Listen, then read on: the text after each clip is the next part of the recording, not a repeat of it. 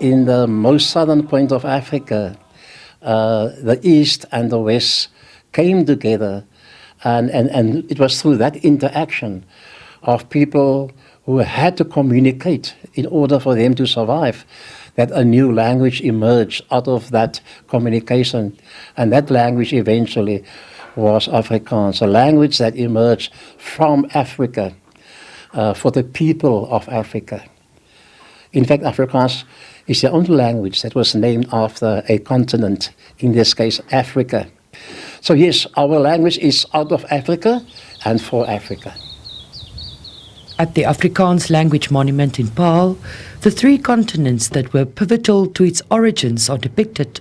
A language arising from the pain and suffering of slavery, the displacement of indigenous people by European seafarers and traders who later became colonists. It was born out of necessity, ingenuity, and perseverance. The importance of the indigenous and the influences of enslaved people on Afrikaans have been minimized.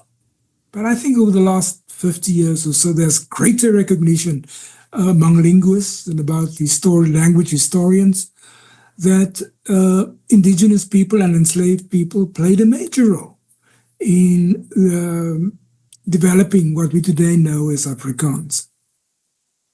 And that happened at a number of levels, whether that was in connection with pronunciation or simplification of the language or the structure of the language. It has happened throughout the development of the language. And today we have a greater recognition of that. Willemse says the origin of the spoken language dates as far back as the latter part of the 1500s. The first written Afrikaans can be found in the early 1800s and was penned by Islamic scholars. The first Afrikaans writings, or the first Cape Dutch Afrikaans writings that we could recognize as something called Afrikaans, for instance, those writings were in Arabic Afrikaans. That was Cape Dutch, written in Arabic orthography. And today that is generally recognized. And it was written up in the Cape madrasas, the Cape religious schools. And I think that played a major role in the development of, for us today, of recognizing that importance, recognizing the history of Afrikaans as a varied one. The same happened in Genadendal, where the development of Afrikaans also took place within the church and the religious environment, in this case in the Moravian Church. Here in the vibrant Boer-Kaap, much of the origin of Afrikaans was done.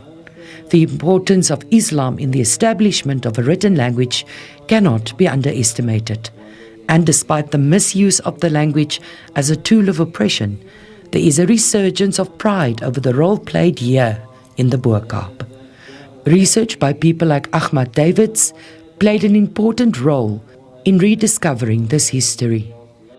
Boer-Kaap in itself takes pride in the fact that Afrikaans was born here. The same way that Islam, this is the cradle of Islam.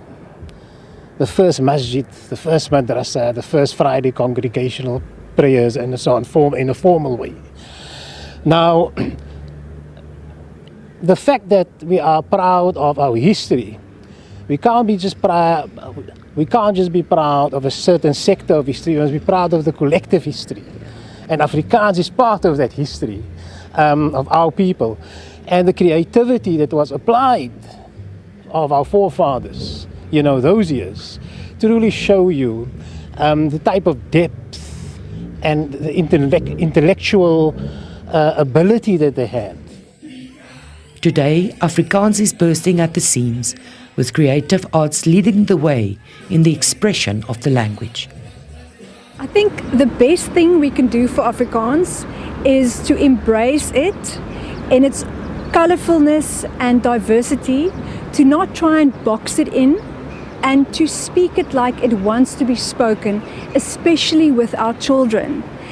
To tell them stories in Afrikaans, to sing in Afrikaans, to rhyme in Afrikaans, to make films in Afrikaans, but also to tell jokes in Afrikaans. And then the language will be perfect.